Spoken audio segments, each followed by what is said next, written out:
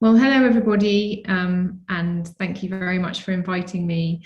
My name's Katie Litz, and I have the really exciting job title of Head of Digital and Scams Policy at Which, which, you know, when I saw the job advertised a couple of years ago, I was super excited because I've been working in the fight against scams for quite some time, and it was fabulous to be able to do that professionally.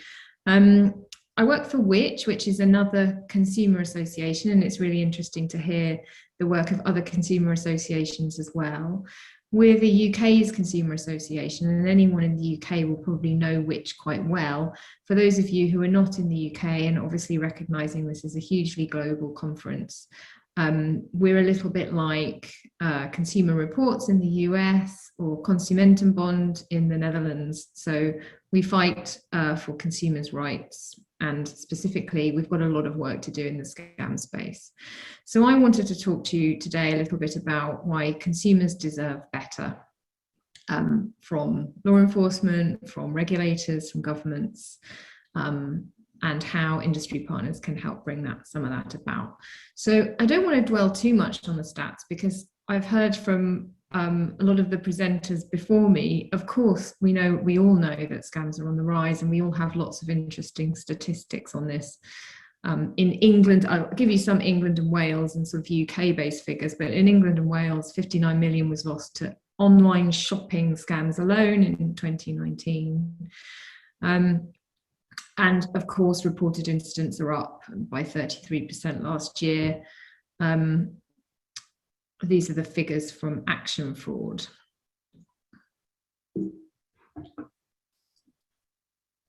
So, and when we talk about action fraud, so action fraud is who you'd report a scam to. If you were the victim of a scam, you'd go and report it to Action Fraud, which acts on behalf of the police and takes the fraud reporting. And these are the figures for their sort of top 5 scam topics. So online shopping and auction fraud, so kind of, you know, online shopping and then things like eBay, etc. The fraud coming from those platforms is huge.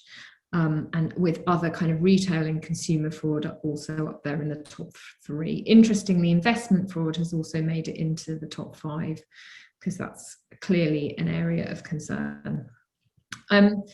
But we think fraud figures are even higher than that.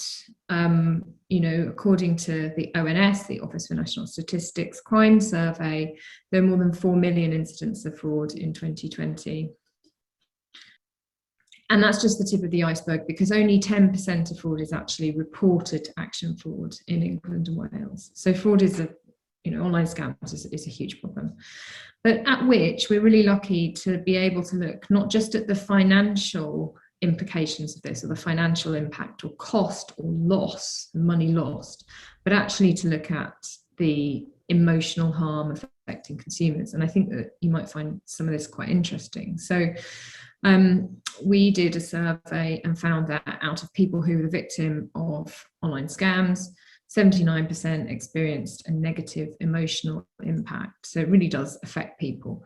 1 in 5 people lost confidence and felt vulnerable. 1 in 10 reported anxiety or panic attacks.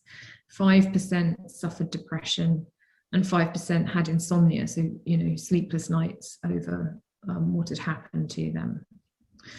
But it's not just the kind of emotional angle and how it affects people. We can actually quantify that emotional impact as well. So we have quite a strong team at which includes economists, and they're always really keen and eager to be able to quantify not just the money loss, but the financial value. You can put a financial value on that emotional harm. So we found that being a scam victim, of course, is associated with lower life satisfaction, and it's comparable to being threatened or targeted by thieves. And as we said, victims also report high anxiety. But when it comes to quantifying it, we can put a number on that, which is the average drop in well-being for victims is the equivalent of £2,509 per year. And that's even higher for online fraud at £3,684. So that's a lot more money than the average estimated loss of £600. So you could be scammed online, you could lose £600, but the impact on you would be more like £2,500 in terms of the emotional harm that you would suffer. Of course, when you look at that at scale with 3.7 million fraud incidents, that's a huge loss of well-being that we can estimate at 9.3 billion per year, with 7.2 billion very specifically to online fraud. And we think consumers deserve better than that. So what's the problem? So I look at scams all the time, and I'm tasked with putting together a strategy as to how we can tackle them from a policy perspective. What policy interventions with government, legislators, etc., can we put in place to protect consumers? And the problem that we see is that currently we play a kind of whack-a-mole game, which means that, you know, we expect consumers to be able to spot scams and then spot them and then report them. Maybe then they get investigated, maybe then they get taken down, but of course they pop up again. So if you take that as a kind of funnel, not many of the scams are actually getting kind of dealt with properly, and nothing particularly strategic is happening. You're just kind of identifying a problem and fixing it at the point where you found it. The problems with that are many, but the first problem is that consumers can't necessarily spot scams, and we've heard this from other presenters today as well.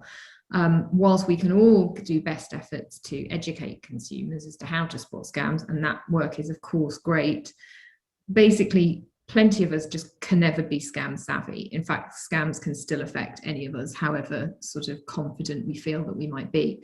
Which undertook a research piece of work recently. We looked at people's use of Facebook and whether or not different groups could spot scam ads for things like investments, but also for things like shoes on the Facebook platform. And, you know, out of even the group of people who said they were super confident and that they could definitely spot a scam, we found plenty of those people misidentified scam ads. So consumers can't spot scams. Consumers are busy. When we're in shopping mode, we're in shopping mode. We're not in scam spotting mode. I don't think we should be tasked with having to protect ourselves. There should be more things in place to protect us. Our time is precious. We've got better things to do, and we're not the experts. Surely there's somebody else looking out for us, right? Consumers can expect that scams reappear, and they do. If we keep going with this whack-a-mole approach, a scam gets reported, maybe it gets taken down, but it's just that piece of content that's taken down. And the scammer and their network still exists, and they can place an ad somewhere else that's either very similar and reach the same types of people or the same people over and over again. So this whack-a-mole approach of here's something dodgy, please take it down, okay then, simply isn't working for consumers. Katie, 1 more minute. My apologies. Okay, no worries. So how about instead of this, we take a more strategic approach about being really proactive, well, at which we do so. We have Stamp Out Scams campaigns. As you can see, this was launched, signed by nearly 500,000 people. We campaign to the public and to government. And we look across all the different types of scam enablers, from ads to URLs, websites, Facebook, messaging, remote access software, the lot. And so looking at all of that and understanding that scams are really complex, and it's not just about online ads, and it's not just about social media content or SMS messages or email or websites or domain names. It's about all of that, and scammers will use all of that in their toolkit. We need to put in place better policy solutions. So the first thing that we're calling for is this know your business customer.